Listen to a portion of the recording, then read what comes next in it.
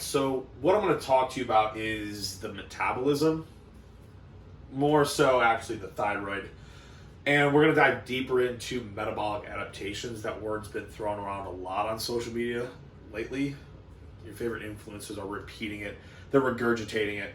And honestly, they're probably going to learn what it is from this video. So they can send me a Venmo. But nonetheless, what we're really looking at is the thyroid. We're looking at how thyroid hormone goes through these conversions and becomes usable by the body, thus determining the metabolism, right? And so we constantly have this like ebb and flow of the thyroid based on our behaviors. So you really need to be careful when you're dieting. And this is why when people say like you can't diet forever, right? You can't. I mean, eventually something's going to happen to the point in this conversion where your body will just stop responding because it adapts to your behavior so well. And so that makes this understanding this whole conversion, which I'm going to walk you through, really important, because once you understand it, you can manipulate it a little bit, or at least it's going to give some type of maybe some assistance to your dieting efforts if you're really cautious about the moves that you make and how you apply a deficit, or how much food you're pulling, how much cardio you're adding. All of it's going to matter because it all plays a role here on the thyroid.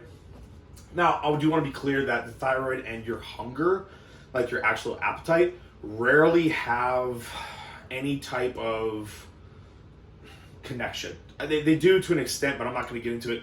But understand, because you're hungry does not mean that this thyroid and this conversion is well. It's typically what actually ends up happening, after a long dieting phase or a contest prep, what ends up happening, this conversion is happening at a least favorable rates, okay? And so this is why it's really important, and why coaches like me and others, preach such heavily on a reverse diet, and why it's so crucial to diet in reverse, essentially, when you get done with the deficit or when you get done with the contest prep, okay? It's crucial because once you understand this is really going to make sense. You're like, oh, I get why I should do that, because this is actually heavily down-regulated after a long dieting phase. So let's kind of walk you through. And you're going to see a couple values on blood work here. So I'm going to talk about blood work too in relation to the thyroid and how it all kind of works out and how you can manipulate it a little bit. So these, hopefully you can pick up some little nuggets here. First, you have TSH, thyroid stimulating hormone. On blood work, there's going to be a range in values, but they say like normal, in quotations, is going to be 0.45 to 4.5. That's going to be well within that range somewhere.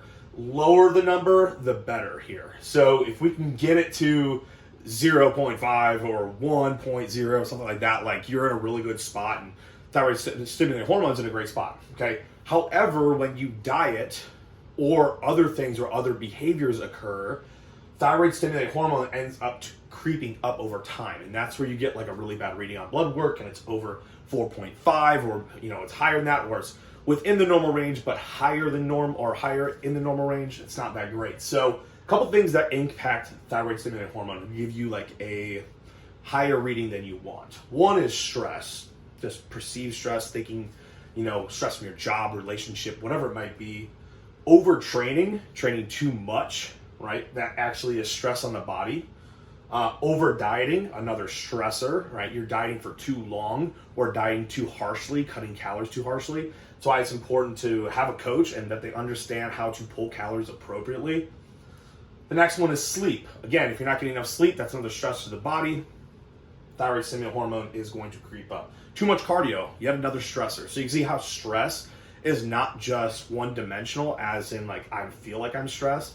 It's more like, what is my body experiencing? What behaviors are leading me to be stressed?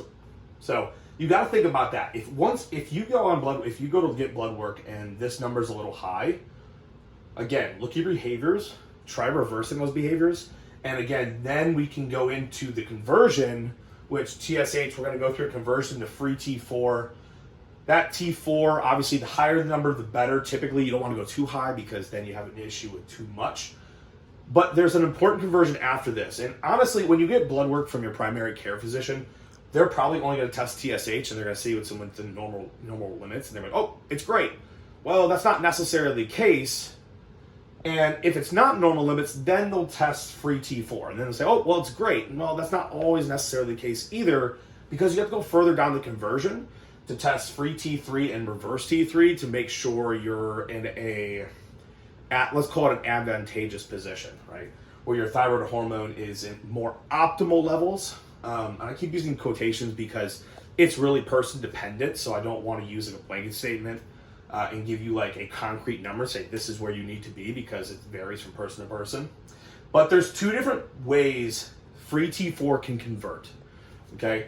It can convert to free T3 or usable thyroid hormone, which is good, that's what we want, or it can convert to reverse T3. Now, reverse T3 basically is we'll call it unusable thyroid hormone, which is an issue because then it's robbing this conversion, which we want, okay? With free T3, higher the number, typically the better. However, you go too high, you're in a hyperthyroid state. So sometimes when I see people's blood work and it's reading basically hyperthyroid, I'll see very high T3 and I'll see very low TSH. That's pretty common amongst people who have hyperthyroidism. On the other hand, you can go the opposite and you have very high TSH and very low T3, very high reverse T3, and you would say they're hypothyroid. Now, again, that can be reversed as long as there's not like a autoimmune disease like Graves' disease or like Hashimoto's. Typically, you can reverse this and make sure that this conversion is happening properly or appropriately and fix someone's metabolism. Again, it's not fixing it because there's never a time where it's like broken, like people like to say, but honestly, there's adaptations that occur. Again, your body adapts to behaviors, so that's simply put. Now, here's the issue. When we get reverse T3, typically out numbers, if I see 16 or higher on blood work for reverse T3, it throws a red flag at me and I got to do something about it. There's something going wrong in the conversion and we're not getting free T3 like we need, so I have to go back through, look at their behaviors, look at their diet, and start to make a determination of what is causing this conversion to not happen in our favor, okay? And again, this is set up like this as a protective mechanism for your body. And I don't think people realize that. Like the reason why reverse T3 is even a thing, if you're wondering like, well, why is it even happening? It's a protective mechanism. Like if your body's experiencing poor behaviors, it's going to basically slow down its metabolism to accommodate your poor behaviors. So it's you that's causing it.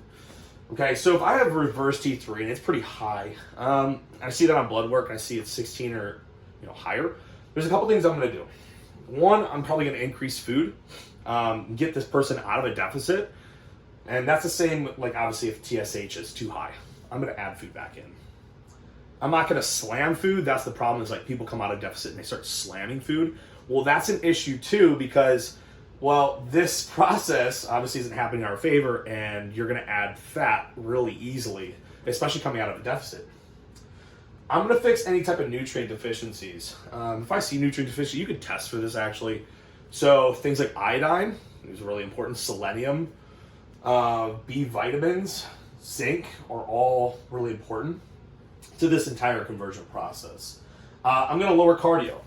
I'm going to increase sleep, lower perceived stress, and reduce training volume. Again, those are all stressors that were impacting probably TSH too. So if I can tackle it up here, it's going to, again, this conversion is going to go in our favor. We're going to see increased free T3. So, you really have to look.